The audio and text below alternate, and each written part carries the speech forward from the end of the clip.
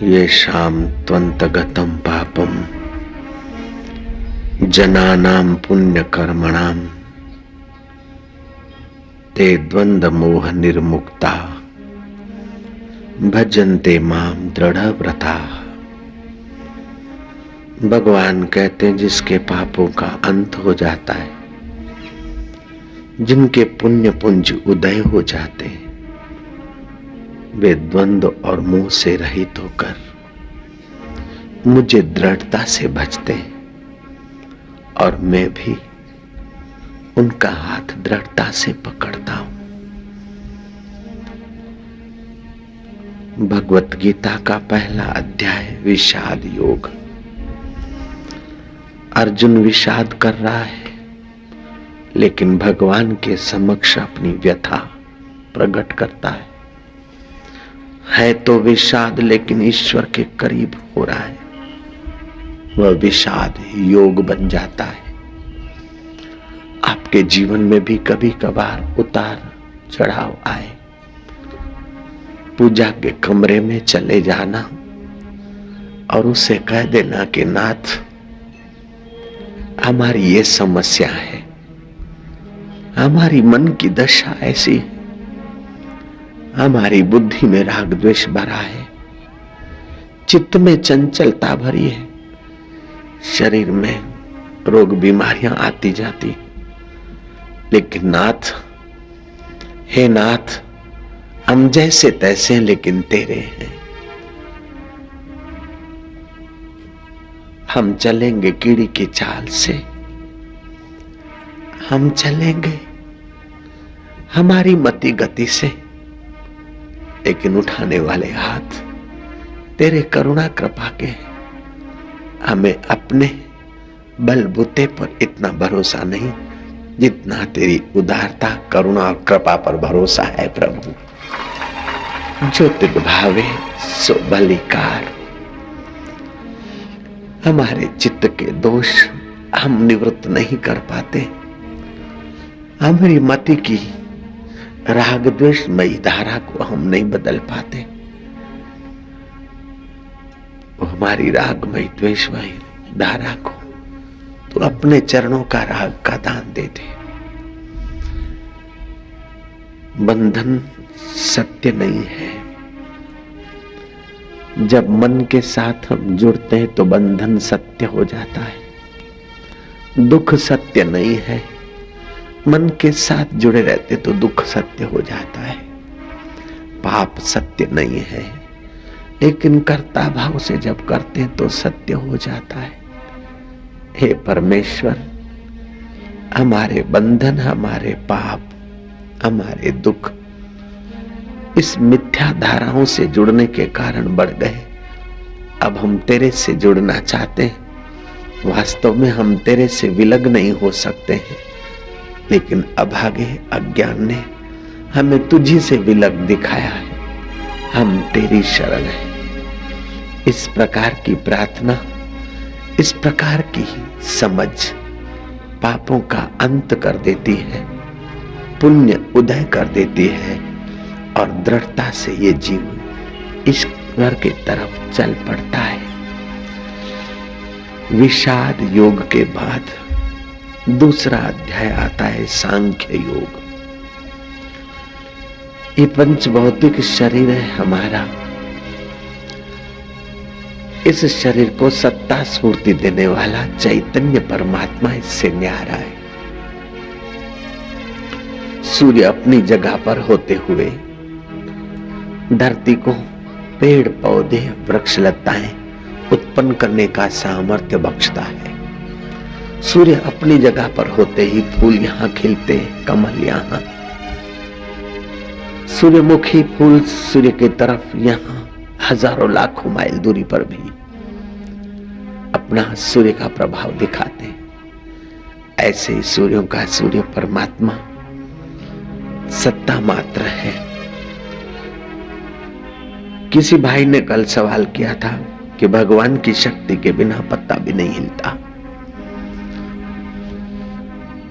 तो फिर पाप भी तो भगवान कराता है, गुंडागर्दी भी तो भगवान करवाते हैं, चोरी भी तो भगवान कराते, भगवान की शक्ति के बिना एक पत्ता नहीं हिलता। तो ये सब जो गड़बड़ी है वो भी तो भगवान की शक्ति से होती। मैंने कहा सभा में उत्तर दे दूंगा, आप भी सुन लो। भगवान सत्ता देते हैं, ना कश्चित पापम न सुकृतम विभो, ना दत्तम कश्चित पापम न सुकृतम विभो, अज्ञानेन आवृतम ज्ञानम ते न मोहन्ति जन्तवा। मैं किसी को पाप के तरफ प्रेरित नहीं करता हूं, न शुभ के तरफ प्रेरित करता हूं, मैं तो सत्ता मात्र देता हूं। मेरी सत्ता है और जीव स्वतंत्र है। उस सत्ता का पाप के तरफ उपयोग करे, पुण्य के तरफ उपयोग करे, उसी को उसके परिणाम स्वरूप मीठे और खट्टे फल मिलते हैं। पावर हाउस ऊर्जा देता है, हीटर पानी गर्म करता है, फ्रिज पानी ठंडा करता है, एसी हवा देती है और कूलर भेज वाली हवा देता है, लेथ मशीन पुर्जे बनाती है और मोटर पंप पानी फेंकता है। विद्युत की शक्ति तो वही की वही इंस्ट्रूमेंट जैसा उसका उपयोग करते हैं। ऐसे ही चैतन्य परमात्मा प्राणी मात्र का आधार अधिष्ठान है, सत्ता मात्र देता है।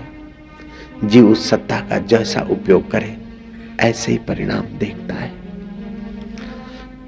जो गीजर है वो तो जैसा बना है वैसा ही रहेगा, फ्रिज जैसा कंपनी से बना है वो पानी ठंडा ही करेगा, लेकिन मनुष्य जैसा बना है ऐसा नहीं, उसमें परिवर्तन की, विकास की संभावनाएं हैं। दुराचारी से दुराचारी सदाचारी बन जाते हैं, संग अच्छा मिलता है तो। योग वशिष्ठ महारामायण में भगवान राम के गुरुदेव कहते हैं कि राम जी, साधु भी अगर 100 शादियों में जाए और भोगियों के संग में रहे तो साधु असाधु हो जाता है, और असाधु भी अगर सत्संग में जाए तो असाधु की असाधुता हटकर साधुता ही उसकी उभर आती है। फ्रिज का स्वभाव हीटर का स्वभाव नहीं बदलता है, लेकिन आपका हमारा स्वभाव बदलने को राजी है। फ्रिज हीटर जड़ मशीन है, जड़ साधन है, हम चेतन है।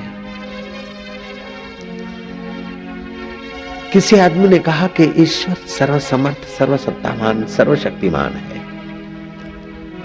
तो फिर आदमी झूठ बोले अथवा गाली दे तो उसकी जीभ क्यों नहीं कट जाती? बुरा देखे तो उसकी आंखें फूट जाए तो कोई बुरा नहीं देखेगा, चोरी करे तो उसके हाथ लकवा मार जाए तो कोई चोरी नहीं करेगा, पर स्त्री गमन या पर पुरुष के साथ दुर्व्यवहार हो तो उसको पैरालाइज हो जाए तो सब सदाचारी हो जाएंगे। फिर इतनी कोर्टें, कचहरियां, पुलिस, थाने, न्यायालय और वकील, इन सब की मेहनत बच जाएगी और संसार बहुत बढ़िया ढंग से चलता। और ईश्वर समर्थ है, तो ईश्वर ने ऐसा क्यों नहीं किया बाबा? झूठ बोले तो जीभ लकवा मार जाए, चोरी करे तो हाथ कट जाए। मैं आपसे पूछूंगा कि आपका बेटा अगर कहीं बुरी नजर से देखता है तो उनकी आंखें निकालने को आप राजी हो जाओगे? नहीं। कहीं चोरी कर लेता है तो क्या उसके हाथ काटने को आप तैयार हो जाओगे? नहीं। कहीं बुरी संगत में जा रहा है तो उसके पैरों को पैरालाइज करवा दोगे आप? नहीं। क्यों? बोले बच्चा है, अकल का कच्चा है, आज नहीं तो कल सुधरेगा। आखिर तो हमारा माता पिता का हृदय है, हम ऐसे क्रूर कैसे होंगे? तुम्हारा बच्चा तो 5-25 साल से है, लेकिन तुम ईश्वर के तो सनातन सत्य स्वरूप ईश्वर के पुत्र हो। वो कितना उदार है, वो कितना धैर्यवान है। अभी नहीं सुधरेगा, अधेड़ उम्र में, बुढ़ापे में नहीं सुधरा कोई बात नहीं, मृत्यु का झटका आएगा, नया शरीर मिलेगा, वहां सुधरेगा। उसमें नहीं सुधरा तो फिर पेड़ पौधे आदि तपस्वी योनियों में डाल देंगे, झक मार के उसको सुधरने का अवसर स्वीकार करना पड़ेगा। हम लोग अपनी अपनी मति और गति के अनुसार ईश्वर को चलाना चाहते। एक आर्किटेक्ट साहब थे, यात्रा करते करते पीपल के पेड़ के नीचे लेट गए। मन में आया कि हे गॉड, हे अल्लाह, डिजाइन बनाने में यहां तो धोखा खा गया। 1-2 किलो का बेला होता है तो ओह 20 किलो का पेठा लगता है, काशी फल, तरबूज लगता है। सेर 2 सेर के पौधे और 10-10 सेर के 20-20 सेर के फल लगते, और यहाँ 200 मन का पेड़ है और तूने पीपल के पेड़ को फल लगाया। जरा सा डिजाइन हमसे आइडिया लेके बनाता तो ये गलती तू नहीं करता। इतने में हवा का झोंका आया और पीपल का फल साहब की आंख पर आ गिरा। आंख टमाटा छाप हो गई। बोलता है अगर इधर काशी फल लगाता तो हमारी तो हड्डी पसली एक हो जाती। तूने जो किया ठीक किया है। नानक जी कहते जो तिद भावे सो भली कार, तू सदा सलामत निरंकार। दूसरा अध्याय सांख्य योग का है। तीसरा अध्याय गीता का कर्म योग है।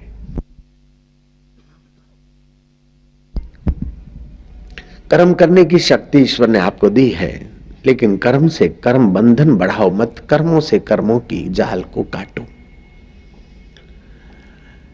तत्परता से कर्म करो। लापरवाही से, बेवकूफी से, आलस्य से, प्रमाद से काम को बिगड़ने न दो। पूरी सावधानी से काम करो, लेकिन काम के फल की भी और उस फल को अपने लिए भोगने की इच्छा को हटाने की कला सीख लो। आपका कर्म आपके लिए कर्म योग हो जाएगा। तीसरा अध्याय कर्म योग की बात कहता है और चौथा अध्याय ज्ञान कर्म संन्यास योग। ज्ञान संयुक्त कर्म करो, अपने कर्ता और भोक्ता भाव को हटाओ। प्रकृति क्रियमाणानि गुणै कर्माणि सर्वशा अहंकार विमूढ़ात्मा कर्ता अमहति मन्येत। आंखें देखती है, अहंकार बोलता है मैंने देखा। जीभ चखती है, अहंकार बोलता है मैंने चखा। नाक सूंघता है, मैंने सूंघा। मन सोचता है, अहंकार बोलता है मैं सोच रहा हूं। बुद्धि निर्णय करती है, अहंकार बोलता है मेरा निर्णय है। हम अफ्रीका से लौटे, लोगों ने बोला बापूजी काले हो गए। हम यूरोप से लौटे, लोगों ने बोला बापूजी गोरे हो गए। हम अमेरिका से लौटे, लोगों ने बोला बापूजी मोटे हो गए। हम हिमालय से लौटे तो लोगों ने कहा कि बापूजी पतले होकर बड़े तेजस्वी हो गए। हकीकत में यह हमारा चमड़ा कहीं गोरा हुआ, कहीं काला हुआ, कहीं मांस घटा, कहीं बढ़ा। हम तो वही के वही थे, लेकिन हम क्या हैं नहीं जानते। तो हमारे शरीर को ही आप बापू मानते और हम मानते हैं, तो हम भी भ्रमित होकर अपने को काला और गोरा माने, तो ये अनादर है ज्ञान का।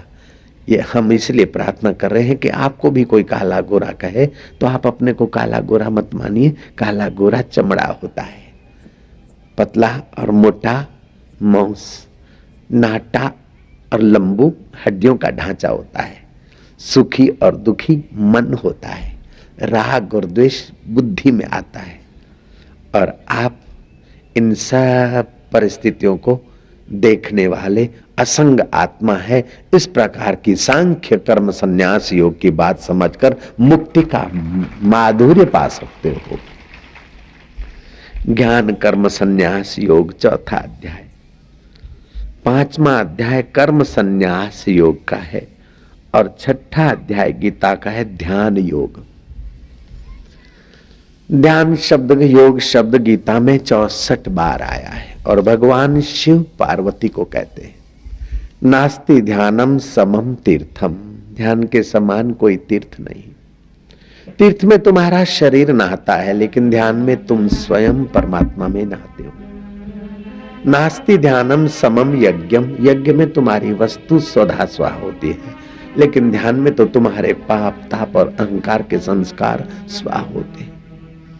नास्ति ध्यानम समम दानम। दान से तो धन की शुद्धि होती है, लेकिन ध्यान से तो तुम्हारी स्व की शुद्धि होती है। इसलिए भगवान शिव पार्वती को कहते हैं तस्मात् ध्यानम समाचरेत। और कृष्ण अर्जुन को कहते हैं तपस्वी भ्यो अधिको योगी ज्ञानिभ्यो मतोऽधिकाः कर्मिभ्योश्च अधिको योगी तस्मात् योगी भवार्जुना योगिनाम अपि सर्वेषां मद्गतेन अंतरात्मा श्रद्धावान भजते यो माम समयुक्ता तमोमता।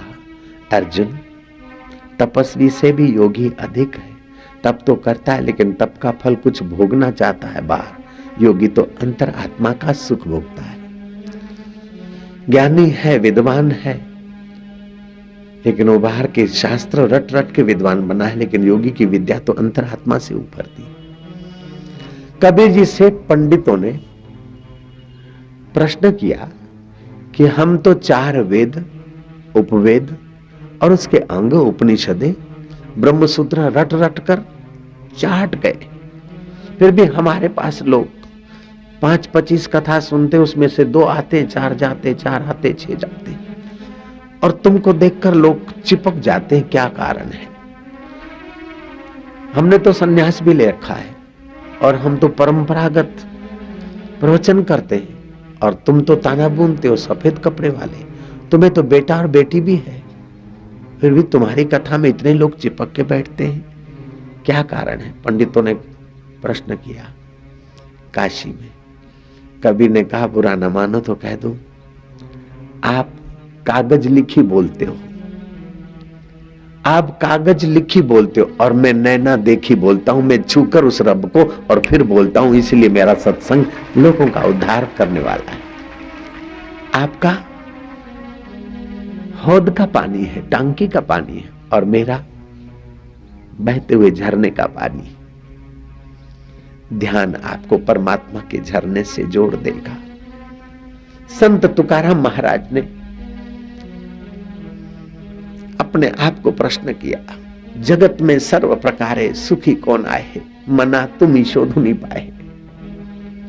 दुनिया में सर्व प्रकार से सुखी कौन है, मन तू खोज। खोजते खोजते खोजते खुद खो गए, और जिसको खोजते थे वही हो गए। खोजत खोजत कबीरो गयो हेराई। लूण की पुतली, लूण की गुड़िया, नमक की गुड़िया सागर को खोजने जाए तो उसका क्या हाल होगा? सोचो। खोजत खोजत कबीरो गयो हेराई। ऐसे तुकाराम खोजते खोजते खो गए और फिर अनुभव लेकर आए। दृष्टि ज्ञानमय कृत्वा पश्येत हरिरेव जगत। अंतर आत्मा में शांत हो जाए वह योग, और दृष्टि ज्ञानमय हो जाए, जगत हरिदेव दिखे। नजर बदली तो निजारे बदले, किस्ती ने बदले रुख तो किनारे बदले। सत्संग परीक्षित ने सुना, उनकी नजर बदल गई। जो तक्षक आकर काटेगा और मेरी मृत्यु होगी, उस भय से लोग भयभीत होते हैं। परीक्षित का भय चला गया। तक्षक मुझे नहीं मार सकता है। जहां मैं हूं वहां मौत नहीं आ सकती, और जहां मौत है वहां मैं नहीं। पेड़ पौधे की मौत होती है, लेकिन पेड़ पौधे को जिगरी जान देने वाला सूर्य नहीं मरता। कई पेड़ पौधे पैदा हो के मर जाते हैं। पैदा होते सूर्य की सत्ता से, रहते सूर्य की सत्ता में, मरते सूर्य की सत्ता में, लेकिन उनके मरने से सूर्य नहीं मरता। ऐसे ज्योतियों का ज्योति जो आत्म सूर्य है, वो मैं नहीं मरूंगा, मरेगा ये शरीर।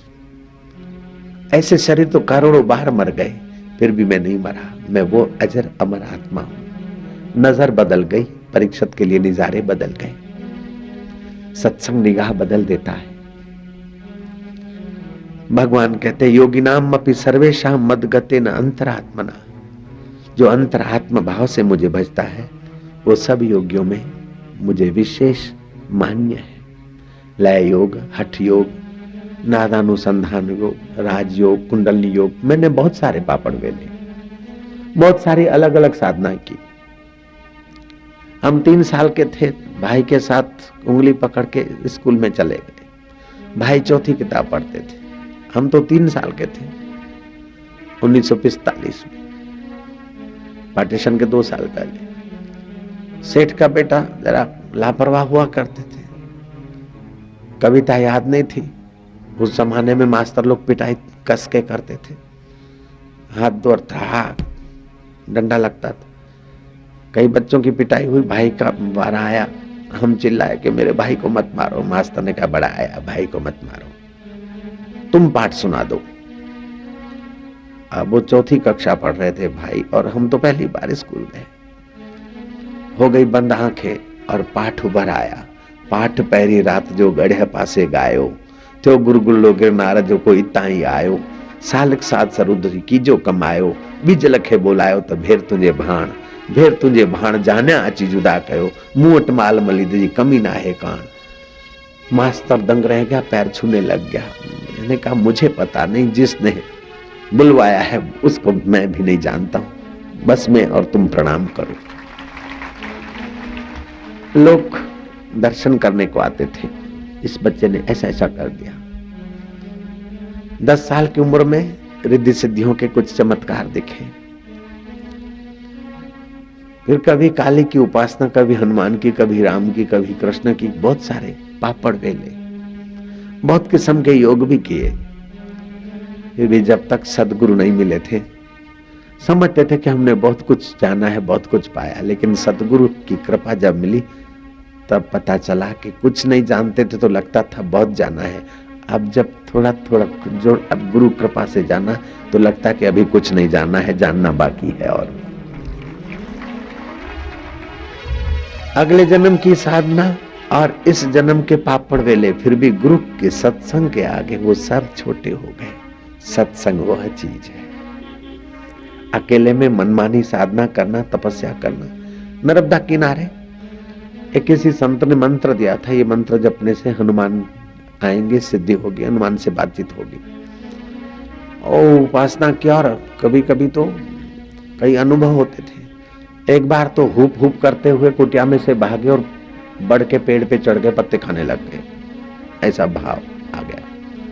कभी कभी उड़ने का एहसास होता, क्या क्या हुआ। लेकिन सतगुरु की कृपा, तत्व ज्ञान के आगे ये सब छोटा रह गया।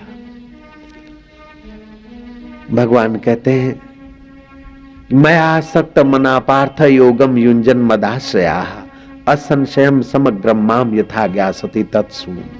मेरे में जिसका मन आसक्त है और योग करता है, कई लोग योग करते सामर्थ्य के लिए, रिद्धि सिद्धि के लिए, और कोई योग्यता बढ़ाने के लिए, लेकिन भगवान की प्रीति के लिए जब योग किया जाए तो भगवान का पूर्ण ज्ञान मिलता है। पूर्ण गुरु कृपा मिली, पूर्ण गुरु का ज्ञान, बस फिर आगे का तुम समझ जाओ।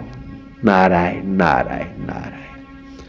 7वां अध्याय पूर्ण ज्ञान की बात करता है। ज्ञान विज्ञान, परमात्मा विषय का ज्ञान और उस विषय का अनुभव करने की पद्धति को विज्ञान कहा है। ये 7वां अध्याय। 8वां अध्याय अक्षर ब्रह्म योग का। तुम्हारा शरीर और वस्तु और व्यवहार क्षर है, लेकिन इस क्षर के गहराई में अक्षर छुपा है, उसको पाओ, उसको जानो, उस पर निगाह रखो। 9वां अध्याय है राज विद्या राज गुह्यम योग। ये ब्रह्म विद्या सब विद्याओं की राजा है, करने में सुगम है, प्रत्यक्ष फल देने वाली है, धर्ममय फल देने वाली है। जब भारत में घर घर में धर्म था तो घर घर में सुख था, समृद्धि थी, शांति थी, तंदुरुस्ती थी, आनंद था, माधुर्य था। अब धर्म की जगह पर आडंबर, दिखावा हो गया, और जहां सचमुच में धर्म है वहां अभी भी आनंद है, माधुर्य है, सेवा है, और ऐसे महायज्ञ हुआ करते हैं। ये ब्रह्म विद्या जितनी जितनी मानव जात के पास व्यवहार में आती है, उतनी उतनी मानव जात दिव्यता का अनुभव करती है। 10वां अध्याय विभूति योग का है और 11वां अध्याय विश्व रूप दर्शन योग का है। 12वां अध्याय भक्ति योग नामक है। भक्त कैसा होना चाहिए? अद्वेष्टा सर्वभूता नाम, मैत्री करुणा एवच, निर्ममो निरहंकारा, सम दुख सुख क्षमी। किसी वस्तु परिस्थिति में ममता न करे और किसी चीज वस्तु का अहंकार उभरने न दे, सुख दुख में सम रहे, ऐसा भक्त मुझे प्रिय है। ये 12वें अध्याय में बात आती है। 13वां अध्याय क्षेत्रज्ञ विभाग योग है और 14वां अध्याय गुणत्रय विभाग योग का है। सतोगुण, रजोगुण और तमोगुण। तमोगुण में आलस्य, निद्रा, भय आदि। रजोगुण में लोभ, लालच, काम, क्रोध आदि। सतोगुण में त्याग, सेवा, प्रसन्नता, सुमरण, सत्कर्म आदि। कभी सतोगुण होता है तो साधारण आदमी भी अच्छे अच्छे काम कर लेता है, और कभी रजोगुण आता है तो अच्छा अच्छा आदमी भी कभी हल्का काम कर लेता है, और तमोगुण आता है तो निपट निराला हो जाता है। तो ये गुणों के उतार चढ़ाव में स्वभाव का उतार चढ़ाव होता है। उस स्वभाव के उतार चढ़ाव को देखकर गुणों का उतार चढ़ाव समझे और अपने को थोड़ा तटस्थ करे, तो इन गुणों से आप दबेंगे नहीं, अपितु गुणों का सदुपयोग करने में सफल हो जाएंगे। गुणत्रय विभाग योग के बाद गीता का 15वां अध्याय आता है पुरुषोत्तम योग। पुरुषों में जो उत्तम है वो तुम्हारा परमात्मा ही वास्तव में पुरुष है। शरीर प्रकृति का है, ये प्रकृति का शरीर है और इसमें जैसी भावना करते हो उस पुरुष से सत्ता लाकर ऐसा होने लगता है। विष में अमृत की भावना तीव्र करो तो विष अमृत होने लगेगा, और अमृत में विष की भावना करो तो अमृत विष हो जाएगा। मित्र में जब शत्रु भाव उभरता है तो मित्र के दोष दिखने लगते हैं, और शत्रु में कॉम्प्रोमाइज होता है, मित्र भाव आता है तो उसके गुण दिखने लगते हैं। दुनिया कैसी है इसकी चिंता न करो, देखने वाले की दृष्टि किस वक्त कैसी है, दुनिया ऐसी ही लगेगी। दुखी आदमी की रात कल्प जैसी हो जाती, मुर्दे के आगे उजागरा करो, रात लंबी हो जाएगी। नाच गान, शादी, विवाह या विनोद, आनंद विलास में रात क्षण भर हो जाती। इसलिए दृष्टि के अनुसार तुम्हारी सृष्टि दिखती है। सृष्टि को बदलने की या हेर फेर करने की झंझटबाजी मत करो, अपनी दृष्टि को दिव्य बनाओ तो सृष्टि की दिव्यता का आनंद आएगा। दुख की, चिंता की, प्रॉब्लम की व्याख्या इतनी गहरी न उतरने दो कि वर्तमान का सुख तुम्हारा दब जाए, सूख जाए, मर जाए। शत्रु का इतना गहरा चिंतन न करो, प्रॉब्लम करने वाले का इतना चिंतन न करो कि अभी वो तो आइसक्रीम खा रहा है और तुम उसके चिंतन से अपने को प्रॉब्लम में घसीट रहे हो। नहीं, जो होगा देखा जाएगा। थोड़ा सा चिंतन किया लेकिन प्रसन्न रहो। हर वर्तमान क्षण को आप खुश रखो, प्रसन्न रखो। आने वाली कल आपके लिए सुखदायी हो जाएगी। जो बीत गई सो बीत गई, तकदीर का शिकवा कौन करे। जो तीर कमान से निकल गई उस तीर का पीछा कौन करे, क्यों करे, कब तक करे। अभी वर्तमान को आनंदित रखो, उत्साहित रखो, प्रसन्न रखो, घबराओ नहीं। हो के क्या होगा, रोटी नहीं मिलेगी, भूखे मर जाएंगे, तो खा खा के कौन अमर हो गए।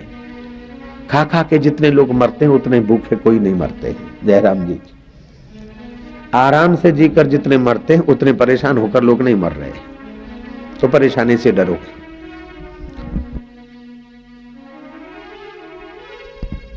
रामतीर्थ कहा करते थे, बड़े शर्म की बात है कि मनुष्य जन्म पाकर जरा जरा बात में दुखी और चिंतित और भयभीत रहे। दुखी, चिंतित, भयभीत तो वही रहे जिनके माई बाप मर गए। तुम्हारा माई बाप, तुम्हारा आत्मा तुम्हारे साथ है, गुरुओं का ज्ञान तुम्हारे साथ और गीता का ज्ञान तुम्हारे साथ है, फिर काय को फिक्र करते हो। मम दिल मस्त सदा तुम रहना, आन पड़े सो सहना। आत्म नशे में देह बुलाकर साक्षी होकर रहना। कोई दिन घी गुड़ मौज उड़ाना तो कोई दिन भूखा रहना। कोई दिन गाड़ी, कोई दिन बाड़ी, कबू शमशान जगाना। रे मन मस्त सदा दिल रहना, आन पड़े सो सहना। एक सूफी फकीर बड़े थे अलमस्त। ब्रह्म ज्ञान हो जाए तो फिर कैसा आचरण होता है। बोले ब्रह्म ज्ञानी के लिए कोई आचरण नियत नहीं किया गया है, वो परम स्वतंत्र है। लोग भांग पीते हैं, जो भांग पीकर नशे में आता है तो कोई खाना खाने लग जाता है, कोई भांग पी के सो जाता है, कोई गाना गाने लग जाता है तो कोई नाचने लग जाता है। भांग तो सबने पी है, लेकिन प्रवृत्ति अपने अपने स्वभाव के अनुसार। ऐसे परब्रह्म परमात्मा का साक्षात्कार हो गया। नानक नगर नगर डगर डगर घूमते उपदेश देते। वशिष्ठ महाराज कर्मकांड में रहते हैं, कृष्ण भोग विलास और विनोद में मस्त है। रामचंद्र जी मर्यादा पुरुषोत्तम का पाठ अदा कर रहे हैं। बुद्ध करुणा का प्रचार कर रहे हैं।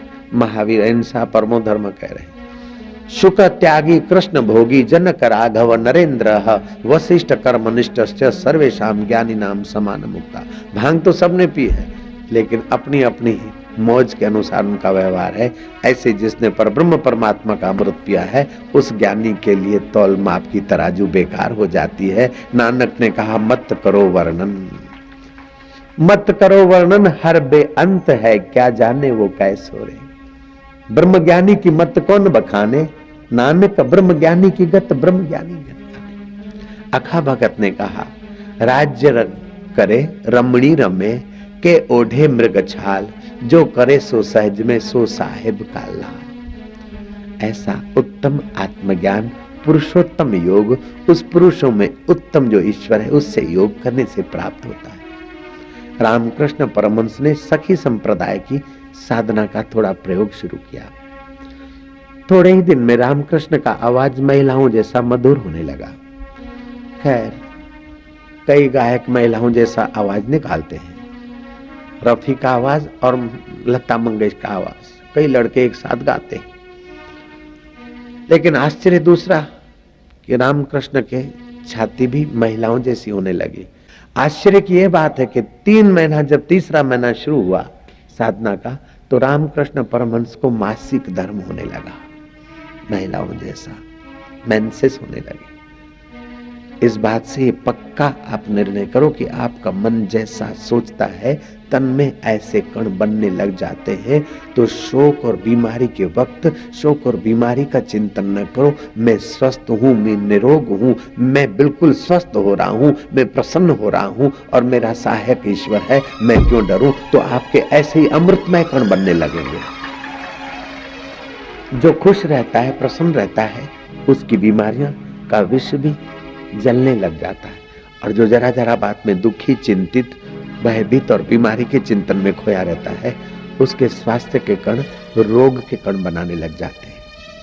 इसलिए आप स्वस्थ रहिए, प्रसन्न रहिए और रोग, शरीर का रोग मन तक मत आने दीजिए और मन का राग, मन का दुख बुद्धि तक मत आने दीजिए और बुद्धि का राग द्वेष स्व तक आने मत दीजिए। स्व को हमेशा स्वस्थ रखिएगा। जय राम जी की। ये बहुत ऊंची बात है, बहुत हितकर बात है। 16वां अध्याय देव आसुर संपदा विभाग योग है। देवी स्वभाव के लोग नम्र होते, दयालु होते, परोपकारी होते, लेकिन असुर मौके का फायदा लेते, फिर पहचानते तक नहीं। देव असुर की आकृति भिन्न भिन्न नहीं होती, स्वभाव भिन्न भिन्न होते, आकृति तो मनुष्यों की ही होती है। एक बार असुरों ने ब्रह्मा जी को कहा कि युग युग में भगवान अवतरित होते और देवताओं की भलाई करते और हम लोग तो ऐसे ही धकेले जाते हैं, क्या कारण है। ब्रह्मा ने कहा ऐसा नहीं है, तुम उपदेश से नहीं समझोगे। यहाँ ब्रह्म भोज की व्यवस्था करते हैं, तुम भोजन करो और उसमें ही तुमको मिल जाएगा कि तुम क्यों पिछड़ जाते और देवता क्यों पूजे जाते। भोजन समारंभ होगा, ब्रह्मा जी के पास हमें तो रूखा सूखा मिलेगा, नहीं नहीं, तुम्हारा मनपसंद भोजन बना है, बैठो। दैत्य लोग जब बैठे, ब्रह्मा जी ने कहा पुत्रों, जब तक पत्तल पर बैठे रहोगे, तुम्हारा ये तला हुआ, भुना हुआ, जायकेदार, चरपरा, तीखा मनपसंद भोजन जितना मांगोगे उतना मिलेगा, लेकिन एक शर्त है कि तुम्हारे हाथ की कोनी मुड़ेगी नहीं, हाथ की कोनी सीधी रहेगी। अब पत्तलों में व्यंजन देखकर मुंह में पानी आया, हाथ की कोनी मुड़ती नहीं। उठाया और बराबर सिद्ध में लेकर डाले ग्रास, तो कभी कभार तो मुंह में आए तो थोड़ा बहुत नाक के नथुनों में घुस जाए, थोड़ा आंख में चला जाए, आंख लाल टमाटे जैसी, नाक से पानी आने लगा, हाची हुच्ची करने लगे। उनके लिए भोजन नहीं, मुसीबत हो गई। भोजन पूरा हुआ, जैसे तैसे कुछ खाया ना खाया। अब देवताओं का वारा आया और मनपसंद देव जो खाते हैं सात्विक भोजन, बिछाई गई पत्तले और परोसा गया। ब्रह्मा जी ने कहा पुत्रों, तुम्हारा हाथ भी जब तक पत्तल पर बैठे रहोगे सीधा ही रहेगा, कोनी मुड़ेगी नहीं। देवताओं के पास आसुरी वृत्ति नहीं थी, देवी वृत्ति थी, सात्विक बुद्धि थी। वो सहयोग की भाषा जानते थे। परस्पर देवो भव की भाषा जानते थे। देवता ने उठाया ग्रास और सामने वाले के मुंह में रख दिया, और सामने वाले ने उठाया और आमने रख दिया। वो आमने और सामने, सामने आमने, आमने सामने, एक दूसरे को भरपेट भोजन कराया, कुल्ला भी करवा दिया, एक दूसरे का रुमाल से मुंह भी पोंछ दिया, और किसी देवता को मूछे वोछे होती तो एक दूसरे की मूछे भी साफ सुथरी कर दी। दैत्य देखते ही दंग रह गए, बोले तुम्हारा मनपसंद भोजन, लेकिन तुम्हारे जीवन में आवेश है, सहयोग नहीं है, सहकार नहीं, और तुम दूसरों को दबोच के सुखी रहना चाहते हो, और ये दूसरों को पोष कर सुखी होते हैं। संसार में रहना है तो सहयोग की भावना से जियो, पोषण की भावना से जियो, टांग खींचने की भावना से नहीं, एक दूसरे को पोषण की भावना से जियो, तो जीवन में 4 चांद लगेंगे। ये देवी स्वभाव है। I shout, you shout, who will carry the tout. मैं भी रानी, तू भी रानी, कौन भरेगा घर का पानी। नहीं, एक दूसरे को सहयोग दो, सहानुभूति से व्यवहार चलता है। देव असुर संपदा विभाग योग 16वां अध्याय। 17वां अध्याय श्रद्धा त्रय विभाग योग। सात्विक श्रद्धा, राजस श्रद्धा, तामस श्रद्धा। तामसी श्रद्धालु, मनचाहा फल मिल गया तो ठीक है, नहीं तो देवी देवता को, भगवान को, गुरु को सुना देगा, देवी देवता के फोटो भी फेंक देगा। राजसी श्रद्धा वाला, फायदा हुआ तो ठीक है, नहीं हुआ तो किनारे लग जाएगा, आपणु सुख हवे आपणे नथी जता, चलो। वो राजसी श्रद्धा, अब मंदिर में नहीं जाते, अब गुरु के पास नहीं जाते। जब तक स्वार्थ सिद्ध हो रहा था तो जाते थे, और स्वार्थ में थोड़ी सी गड़बड़ाई तो नहीं। लेकिन सात्विक श्रद्धा वाला, भोंस वाड़ू भूखे मारू, ऊपर थी मारू मार, एटलू करता हरि भजे तो करी नाखू निहाल। कितना भी विघ्न बाधा है, फिर भी भगवान और गुरु का द्वार नहीं छोड़ता है, लगा रहता और देश परमात्मा तक की यात्रा कर लेता है। ये गीता के 17वें अध्याय में श्रद्धा त्रय विभाग योग की बात आती है। 18वां अध्याय मोक्ष संन्यास योग।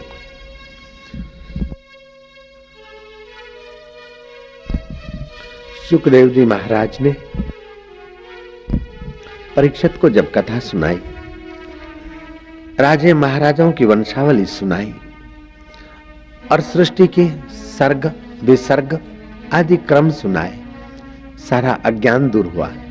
सुखदेव जी कहते हैं, पुत्र परीक्षित, अभी तुझे कुछ और पूछना है तो पूछ ले, और क्या इच्छा है। परीक्षित कहते हैं कि भगवान, हजारों जन्म में हजारों पिता मिले, हजारों माताएं मिली, लाखों मित्र मिले, लेकिन इस बार आप मिले हैं, मेरे हजारों जन्म की यात्रा पूरी हुई। मेरी केवल एक ही इच्छा है कि आपने जो मुझे ज्ञान दिया है, जो शांति दी है, जो मुक्ति का मार्ग दशा है, उसका आभार व्यक्त करने के लिए, हे प्रभु, आप मुझे आज्ञा दीजिए, मैं आपका अर्घ्यपाद से पूजन करूं। सुखदेव जी महाराज का अर्घ्यपाद से पूजन करते हैं परीक्षित। सुखदेव जी जब विदा लेते हैं, जहां तक नजर पड़ते हैं तब तक हाथ जोड़े हुए दीदार करते हैं। बाद में परीक्षित पद्मासन बांधकर अपनी इंद्रियां मन में, मन बुद्धि में, और बुद्धि अपने स्व साक्षी ईश्वर में लगाकर समाधिस्थ होते हैं। वहां से तक्षक आता है, काटता है। शरीर पर कातिल जहर की असर पड़ती है, लेकिन वो शरीर को मैं मानने की बुद्धि से अब आत्मा को मैं मानने की अनुभूति में पहुंच गए। शरीर उनका शांत हुआ। जन्मेजय को बड़ा क्रोध आया कि मेरे पिता के वैरी तक्षक की मैं खबर लूंगा। पिता की अंत्येष्टि करने के बाद जन्मेजय ने ब्राह्मणों को बुलाया और अभिचार मंत्रों से यज्ञ कराया कि सारी सांप जाति को जलाकर भस्म कर दे। ब्राह्मणों ने ऐसे मंत्र पढ़े और स्वाहा करे कि सांप खींच खींच कर यज्ञ कुंड में आकर जल मरते थे। फिर भी जन्मेजय ने देखा कि वो तक्षक अभी तक नहीं आया, क्या बात है, और सांप तो खींच के आ रहे हैं, लेकिन तक्षक क्यों नहीं आया। ज्योतिषियों ने और ब्राह्मणों ने अपना गणित लगाया, बोले तक्षक बुद्धिमान सर्प है और रूप बदलना की विद्या भी जानता है। इंद्र को उसने मित्र बना रखा है।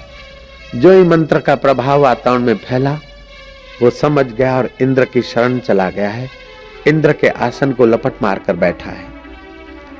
जन्मेजय कहता है तो ऐसा मंत्र क्यों नहीं पढ़ते हो कि इंद्र का आसन और तक्षक आसन सहित आकर इस महायज्ञ में जल मरे। ब्राह्मणों ने मंत्र पढ़ा, तक्षकाय सुपतस्वे सहेंद्रण मरुत्वात् स्वाहा। शब्दों में अद्भुत शक्ति, मंत्रों में गजब की शक्ति, लेकिन इसका उपयोग करने वाले और संयोजक दुर्लभ। रेडियो स्टेशन वाले कहते हैं कि रेडियो स्टेशन से ब्रॉडकास्ट किया हुआ शब्द 1 सेकंड में 30,000 माइल की गति से भागता है। दूसरे बोलते नहीं, 1 सेकंड में पृथ्वी के 7 राउंड ले लेता है।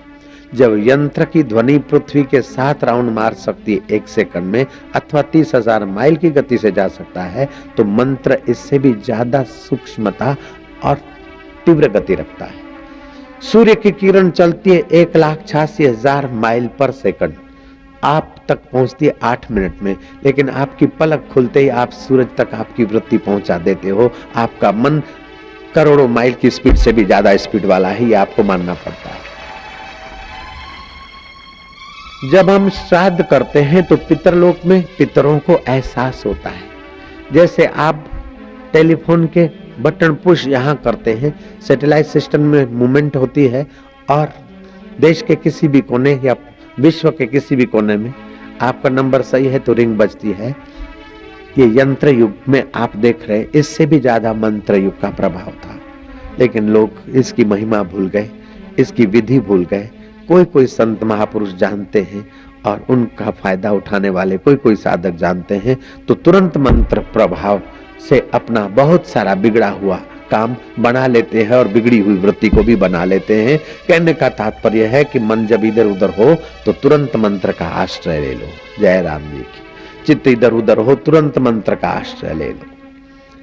पानी के 2-3 घूंट भरो, पैरों से जरा जंप मारो और मंत्र जपो।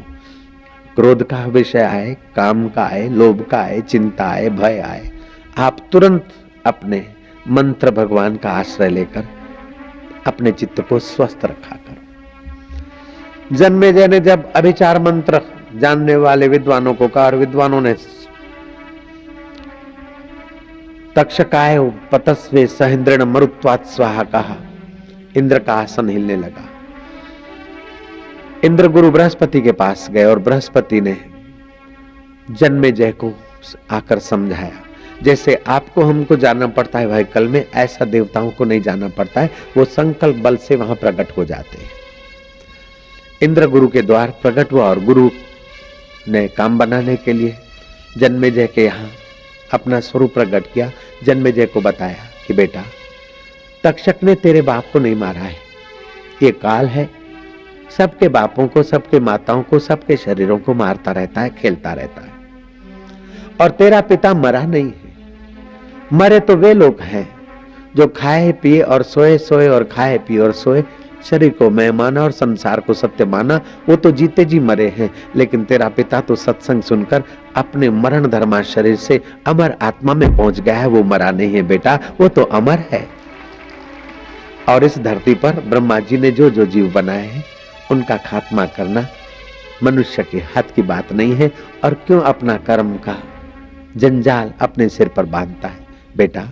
द्वेष से द्वेष नहीं सुलझता है, हृदय उदार रखो। जन्मेजय ने देखा कि इंद्र देवता के गुरु बृहस्पति जब कह रहे हैं तो अभिचार मंत्र वाला यज्ञ बंद करा दिया। जहां ये यज्ञ हुआ था रतलाम और उज्जैन के बीच, आज भी उस इलाके को लोग बोलते नागदाह, नागों का दहन हुआ था, नागदाह।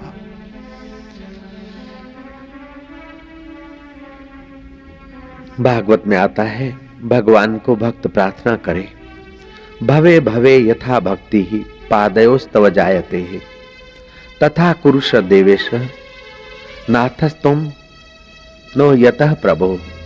हे प्रभु, तुम मेरे स्वामी हो, जन्म जन्म में तुम्हारे चरणों की भक्ति हमें मिलती रहे, ऐसी कृपा करना प्रभु। क्योंकि हम आपके सेवक हैं, आपके दास हैं, आपके सनातन अंश जीवात्मा हैं। हे प्रभु, आपकी भक्ति का दान आप ही करोगे। हम तो कीड़ी की चाल से चलेंगे, लेकिन आप आओगे तो गरुड़ की चाल से। हम तो कंगाल की चाल से तुम्हारा स्वागत करेंगे, लेकिन आप तो शहंशाह की चाल से हमारा मंगल करोगे। हम जैसे तैसे हैं, तुम्हारे हैं प्रभु।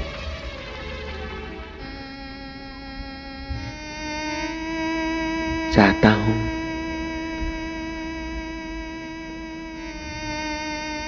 कि आपका चित्त भगवान की भक्ति से, भगवान के ज्ञान से, भगवान के आनंद से, भगवान के माधुर्य से भरता ही चला जाए। आपके रुपए पैसे मुझे नहीं चाहिए, आपके फूल मालाएं मुझे नहीं चाहिए। आपने तो मुझे हृदय दे दिया है। ईश्वर करे कि ईश्वर के नाते ही हम लोगों का जीवन, हम लोगों का व्यवहार और हम लोगों का सोचना उठना बैठना हो। ईश्वर ही सार है और वो हमारा आत्मा है। वो दूर नहीं है, पराया नहीं है, भविष्य में मिले ऐसा नहीं। संसार की चीज मिलती है तो छूट जाती है, मिलने की प्रतीति होती है, लेकिन परमात्मा की तो सचमुच में प्राप्ति होती है।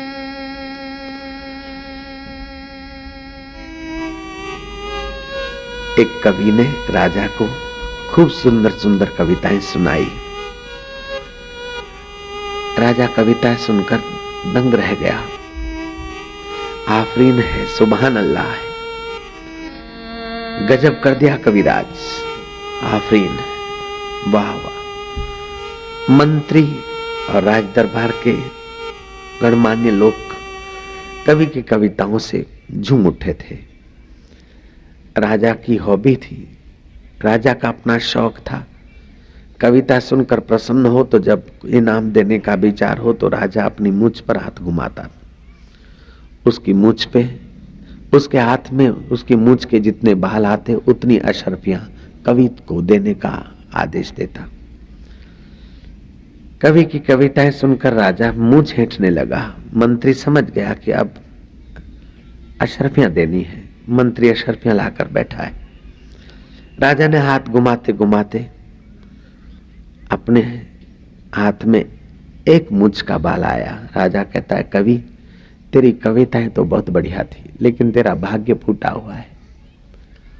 कवि ने कहा, राजन, मूंछ भी तुम्हारी और हाथ भी तुम्हारा, मेरे भाग्य को क्यों घसीटते हो? मनुष्य अपने भाग्य का आप विधाता है राजन। मनुष्य चाहे तो हल्के विचार, हल्के कर्म और हल्का प्रवृत्ति करके देवतुल्य मनुष्य जीवन को दानव जैसा बना दे और फिर अगले 84 जन्मों की गंदी यात्रा के लिए सामग्री इकट्ठी कर ले। मनुष्य चाहे तो अच्छी संगति करे, अच्छे विचार हर रोज बढ़े, हल्के विचार हर रोज निकालता जाए और अच्छे विचार भरता जाए। भोजन करने का समय नहीं होता तभी भोजन कर लेता है, नींद का समय नहीं मिलता तभी नींद कर लेता है। ऐसे ही अच्छे संस्कार भरने का समय न मिले फिर भी भरता जाए तो आदमी मानव, महामानव, देव और परम देव को पाने वाला ब्रह्मज्ञानी भी बन सकता है। राजन, मनुष्य अपने भाग्य का आप विधाता है। मूंछ भी तुम्हारी, हाथ भी तुम्हारा, मेरे भाग्य को क्यों घसीटते हो? तुम्हारी मूंछ पे मेरा हाथ आ जाने दो तो मैं बताऊं मेरा भाग्य कैसा है। राजन, कोई किसी का भाग्य का विधाता नहीं है। मनुष्य अपने भाग्य का आप विधाता है। आप इस बात को पक्का समझिए। बिगड़ी जन्म अनेक की, सुधरे अब और आजू। तुलसी होई राम को राम भजे, तजी को समाजू। अनेक जन्मों की बिजगड़ी बाजी आज और अभी आप सुधार सकते हैं। ईश्वर के होकर ईश्वर को भजिए, ईश्वर के होकर ईश्वर का कार्य करिए, संसार को सुंदर बनाइए। संसार तुम्हारे दुख, चिंता, या एक दूसरे की निंदा सुनकर चित्त दुखी नहीं करना चाहता है, उनको अपना दुख काफी है। वो तो मधुर बात सुनना चाहता है, खुशी चाहता है, आनंद चाहता है, माधुर्य चाहता है, प्रेम चाहता है, और आप दे सकते हैं। आप ईश्वर की भूख मिटा सके, ऐसा ईश्वर ने आपको बनाया है। ईश्वर मोहनथाल के भूखे हैं, सब मैंने कभी कहीं नहीं सुना है। ईश्वर मोहन भोग के भूखे हैं, यहाँ गुलाब जामुन के भूखे, रबड़ी के भूखे, ऐसा मैंने नहीं सुना है। ईश्वर प्रेम के भूखे हैं, ऐसा मैंने सुना है। और प्रेम गरीब भी कर सकता है, अमीर भी कर सकता है, पठित भी कर सकता है, अनपढ़ भी कर सकता है, माई भी कर सकती है और भाई भी कर सकते हैं। आप ईश्वर को प्रेम कर सकते हैं और ईश्वर की भूख आप मिटा सकते हैं, तो ईश्वर आपकी भूख मिटाने में देर नहीं करेगा। बस यही सरल बात। सुबह उठकर उसे तुम प्यार करो। कंबल, पत्नी या पति कंबल हटा सकता है, अलार्म घंटी बजा सकता है, लेकिन नींद में से तो तू हमें रोज जगाता है। मैं तेरा हूं और तू मेरा है, प्रभु तेरी जय हो। जिसे वो इश्क करता है उसी को आजमाता है, खजाने रहमत के इसी बहाने लुटाता है। कभी कभार असुविधा या दुख और कष्ट भी आ जाए तो विवल मत होना, वो तुम्हें कस रहा है, विकसित कर रहा है। बड़े उपहार रास्ते में नहीं मिलते हैं, अयोग्य व्यक्ति को नहीं मिलते हैं। वो कुछ बड़ा उपहार देना चाहता है, इसलिए विघ्न बाधाओं से गुजार कर मजबूत करता है। गम की अंधेरी रात में दिल को न बेकरार कर, सुबह जरूर आएगी, सुबह का इंतजार कर। मन को समझाना, धर्म को व्यवहार में ले आना, सत्संग को कष्ट विघ्न बाधाओं के समय भी साथ रखो, सुख आनंद और माधुर्य के समय भी साथ रखो। विवेक की चलनी है सत्संग, और विवेक से आपकी आंखें जो देखें वो बंधन मुक्ति कराएगी। विवेक से आप भोजन करें। आप देवी देवता की पूजा करते हो, हमें आनंद है। मंदिरों में जाते हो, हमें आनंद है। साधु ब्राह्मण की सेवा करते हो, हमें आनंद है। लेकिन एक देवता की सेवा कर लो, और वो देवता है आपका मन। उसको रिझाने की सेवा कर लो। इस मन रूपी देवता को थोड़ा सा रिझाओ। केवल वो मन रूपी देवता भोजन के लिए राजी हो जाए तो तमाम प्रकार की बीमारियां और पेट के रोगों से आपकी रक्षा हो जाएगी। क्या खाना, कब खाना, कितना खाना, थोड़ा सा मन रूपी देवता आपका राजी हो जाए तो तमाम प्रकार की पेट की खराबियां छू हो जाएगी। ऐसे भोग भोगते समय भी मन रूपी देवता को समझाओ। आंखों से मिलकर बहुत कुछ देखा लेकिन शांति नहीं मिली, और काम विकार की इंद्री से मिलकर बहुत कुछ भोगा, आयुष्य क्षीण हुई। थोड़ा संयम का आश्रय ले, मन रूपी देवता को थोड़ा समझाओ, रिझाओ। आपका ओज बढ़ेगा, तंदुरुस्ती बढ़ेगी, आयुष्य बढ़ेगी, और ऊर्जा वीर्य जितना शरीर में होगा उतना आपका व्यक्तित्व निखरेगा और आपकी प्रसन्नता उभरेगी, आनंद उभरेगा। क्षणिक विकारी सुख में अपने को निचोने के बाद कई दिनों का वो खाल भरते भरते ही जिंदगी पूरी हो जाती। मन रूपी देवता को यौन सुरक्षा पुस्तक 5 बार पढ़ाना, समझ जाएगा। मन ही बंधन का कारण है और मन ही मुक्ति का कारण है। आत्मा को कोई बंधन नहीं है और शरीर तो बेचारा जड़ है। मन रूपी देवता को थोड़ा रिझाया करो। समर्थ रामदास नारायण हरि करने गए। किसान ने कहा, बाबा मैं अपने घर की रोटी नहीं दूंगा, लेकिन खाली मत जाओ, मेरे भाई के घर से भिक्षा ले लो। भिक्षा खाकर समर्थ रामदास बड़े आनंदित रहे और ध्यानस्थ हो गए। दूसरे दिन किसान से पूछा कि तेरे घर की भिक्षा नहीं दिया और भाई के घर की जादुई भिक्षा कैसी? बोले, महाराज मेरे लड़के कान्वेंट स्कूल में पढ़े, दूसरे का हक हड़प करने की शिक्षा पढ़ी।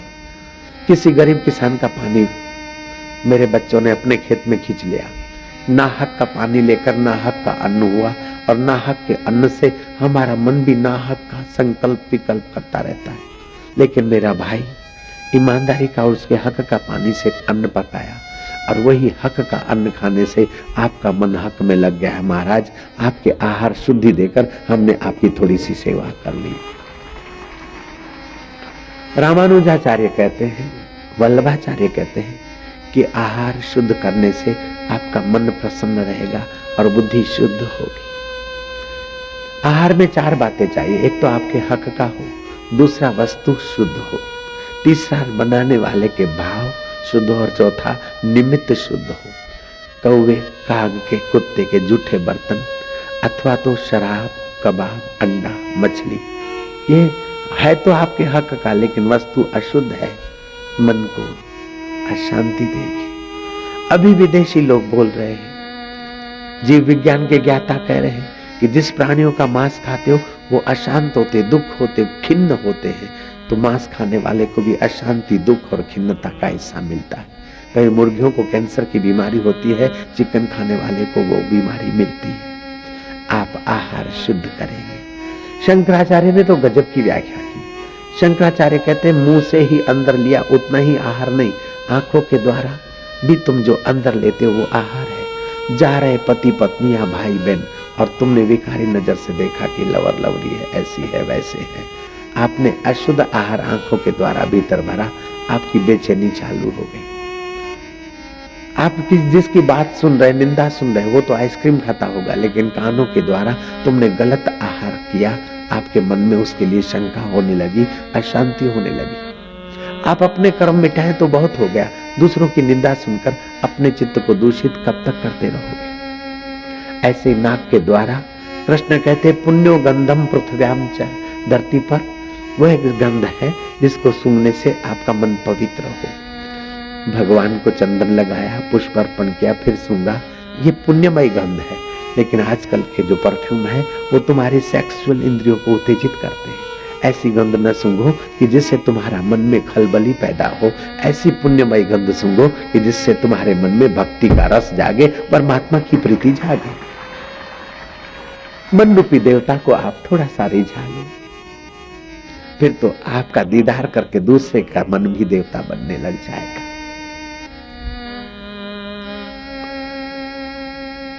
ऐसे पुरुषों को जिज्ञासु देखकर कहते गुरुजी तुम तसल्ली न दो, सिर्फ बैठे ही रहो, महफिल का रंग बदल जाएगा, गिरता हुआ दिल भी संभल जाएगा। आप मन रूपी देवता को रिझा लो, फिर आपकी हाजिरी मात्र से हजारों गिरते हुए दिल संभलने लग जाएंगे। जैसे संक्रामक रोग आप नहीं चाहते फिर भी आपको पकड़ लेता है, ऐसे उन्नत महापुरुष के बीच आप बैठते हैं तो न चाहे फिर भी महापापी, पापों का पहाड़ जिसके सिर पर है, ऐसा व्यक्ति भी महापुरुष की रेंज में आ जाए तो उसका मन रूपी देवता पवित्र होने लगता है। ये सत्संग की महिमा है। नानक जी ने कहा साध जना मिल हर जस गाइयो, नानक सतगुरु भेटिया मैल जन्म जन्म दे लथे, औखी घड़ी न देखण देवई सतगुरु अपना बिरद संभाले। जिन्होंने सत्य स्वरूप ईश्वर का सुख पाया है, ज्ञान पाया है, आनंद पाया है, ऐसे पुरुषों का दर्शन करने के लिए विवेकानंद बोलते मुझे 12 कोस पैदल जाना पड़े, नंगे पैर, नंगे सिर, भूखे पेट, 12 कोस पैदल जाना पड़े और कोई ब्रह्मवेता का दर्शन होता हो तो भाइयों मैं अभी भी जाने को तैयार हूं। मैंने पूजा पाठ करके देखे, नियम और व्रत करके देखे, लेकिन रामकृष्ण परमहंस की कृपा से जो मुझे शांति, ज्ञान और आनंद मिला है उसकी बराबरी और कोई साधन नहीं कर सकता।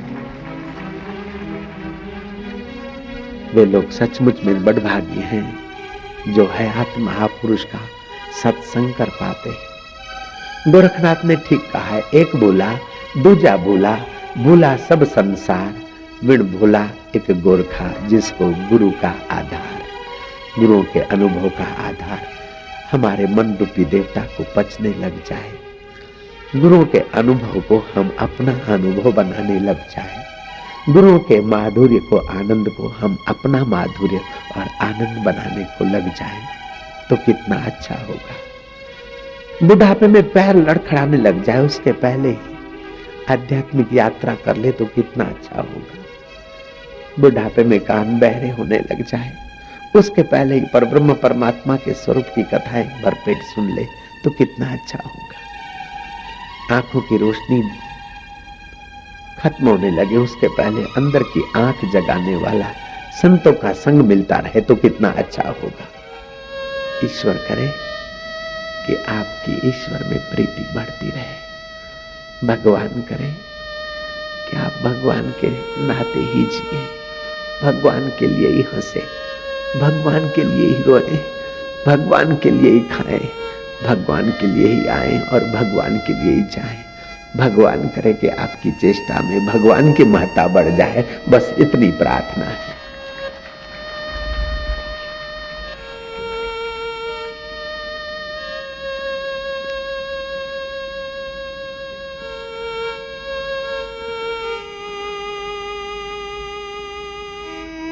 भवे भवे यथा भक्ति पादयस्तव जायते तथा पुरुष देवस्य नाथस्त्वं नो यथा प्रभु। हे प्रभु, तुम मेरे स्वामी, मेरे आत्मा हो। जन्म जन्म में तुम्हारी चरणों की भक्ति हमारे हृदय में बनी रहे, बढ़ती रहे, ऐसी कृपा मेरे ऊपर करना, क्योंकि हम तुम्हारे हैं प्रभु। जैसी जीव में जान रहे, तन में प्राण रहे, तैसी प्रीत संधि डोरी तो पासे सुरंदी रहे। जब तक जी में जान रहे, तन में प्राण रहे, तब तक प्रीति की डोरी तेरे तरफ बढ़ती रहे। तम नमामि हरिम परम, तम नमामि